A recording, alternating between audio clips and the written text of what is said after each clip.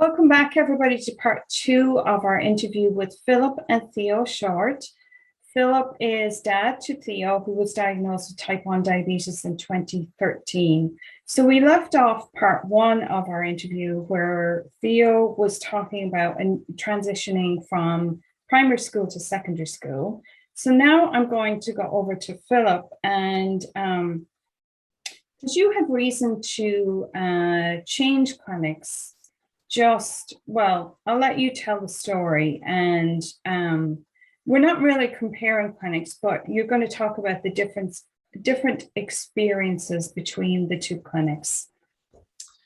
Yeah, like you said earlier, the one that we originally went to, which just happened to be a nearby one, obviously, that was the sensible one to go to in an emergency.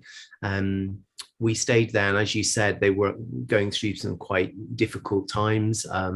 Particularly, there was no pediatric consultant there or a pediatric endocrinologist.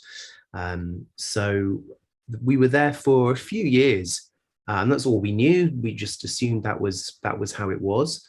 But looking back, there were quite a few things that weren't great. Unfortunately, we often felt like we were somehow just doing it wrong. We were misbehaving. The figures weren't right. We just weren't doing this properly.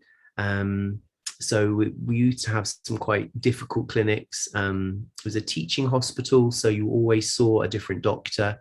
And because of the lack of consultant, there wasn't really much continuity. You might see a nurse or a dietitian that you'd seen before, but that was it. You felt like you were going back to square one with somebody who maybe didn't really know that much about diabetes. So that was a shame. And then we also had, what really made us decide to move to another clinic was one doctor one day who decided to look at Theo and tell him about all the long-term complications of diabetes. These were things that we'd never discussed with Theo. We felt maybe that, it's something he can learn when he's older, but for a 7 or 8 year old, it's not age appropriate to be talking about what could be happening in your 30s or later life. But this doctor did it all. He looked into his eyes and told him what was going to happen if he didn't get his blood glucose under control.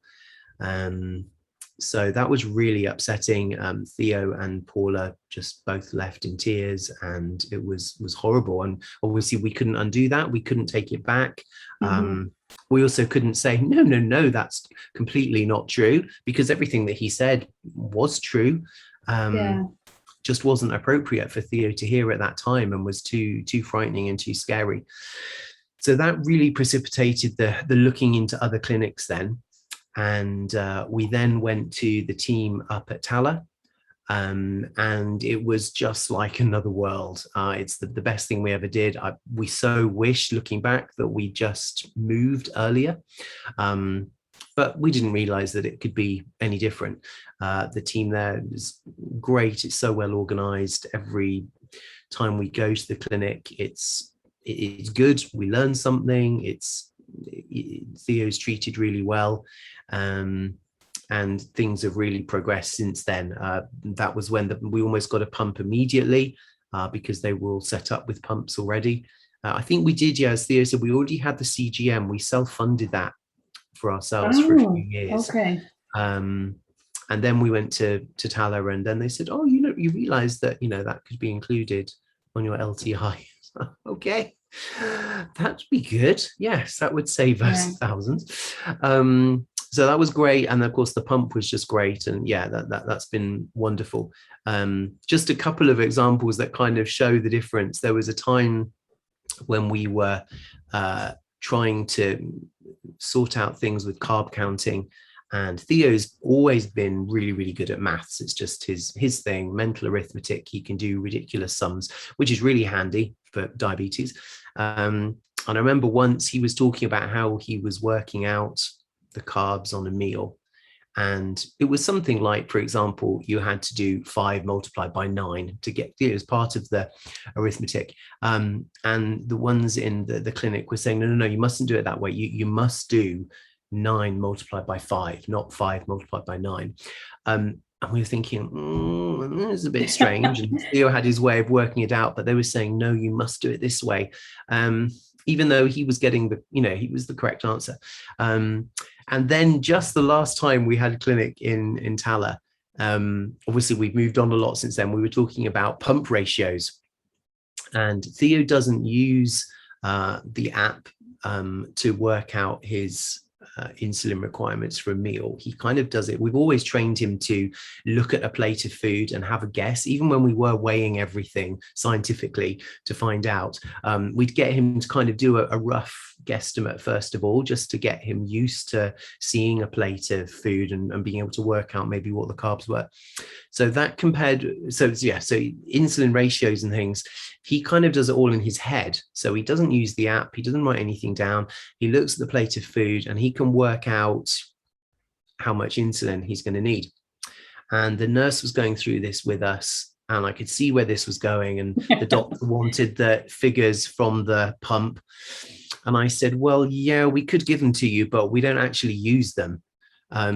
So they were a bit surprised and wanted to know, and they kind of grilled him a bit. Okay, so what about if you've got 45 grams of carbs and you're going to eat them at 6 p.m.? What do you inject?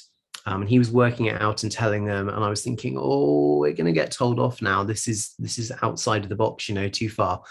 Then the consultant came in. They didn't really comment too much. The consultant came in and she said, so I hear you have quite a different way of dealing with your diabetes. And I was like, oh, we're really going to get told off now. They've got the consultant in to, tell us. And then she said, well, I don't understand how you're doing it, but I wish that we could bottle it and give it to everyone who comes to this clinic. Because Theo had just had this amazing report. He'd had like days when he was 96% in range and excellent blood glucose over the months, and just really good averages.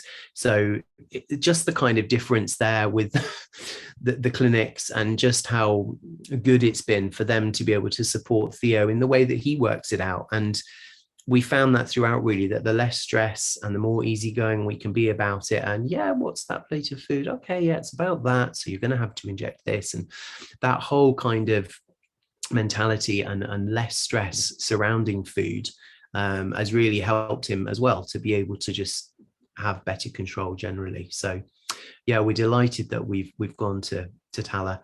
As great team there. We have nothing but praise for them. That just sounds like an amazing story. I mean, I would give anything to be a math genius. Theo, can I ask you one off the cuff question? Do you remember that conversation in the clinic with the complications, with the doctor scolding you about the complications at all? I don't really remember what he said, but I do remember feeling very scared and sad afterwards. Okay, so it did have an impact even though you were still very young.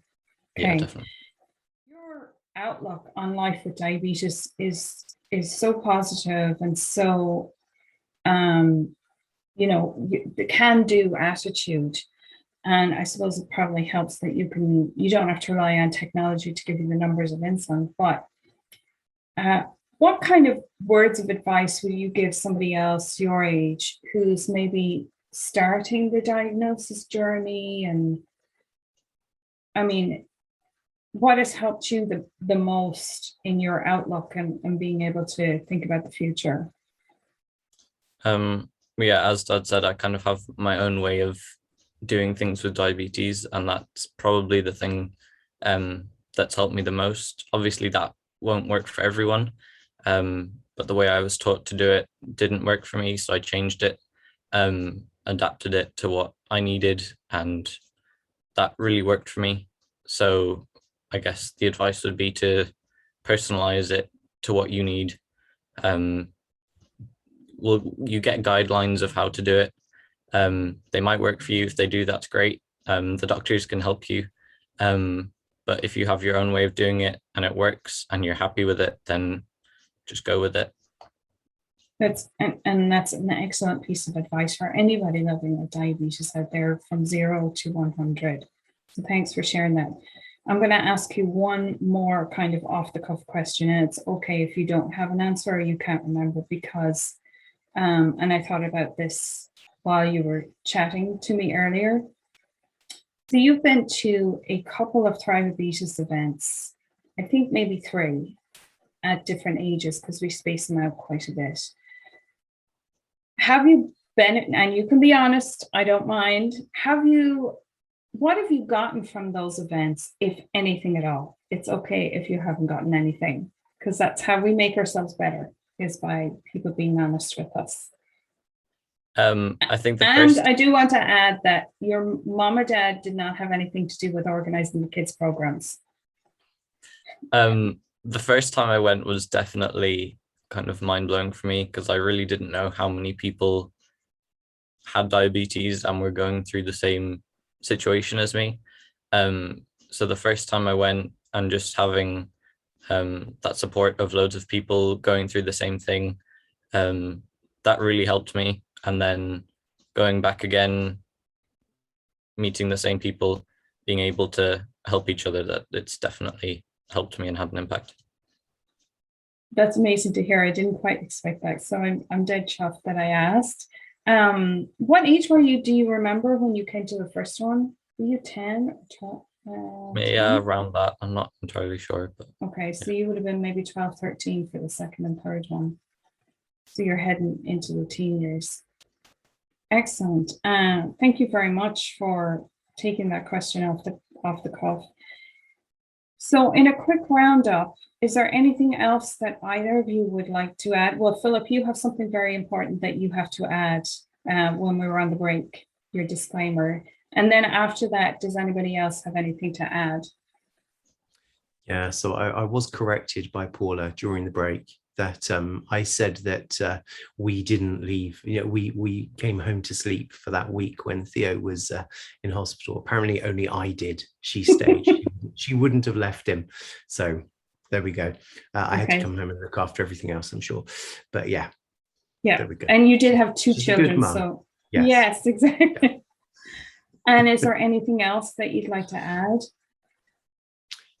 Just going back to Thriveabetes, really. Yeah, just that it's been great as a parent as well. So for any parents out there, definitely get what you can from Thriveabetes, because that really does give you a lovely time of support, a day with people who are living through the same kind of things. Just really nice emotional support, but also really practical stuff. We didn't really talk too much about the tech and how I was involved in that, just being really interested in getting the latest and best tech for Theo.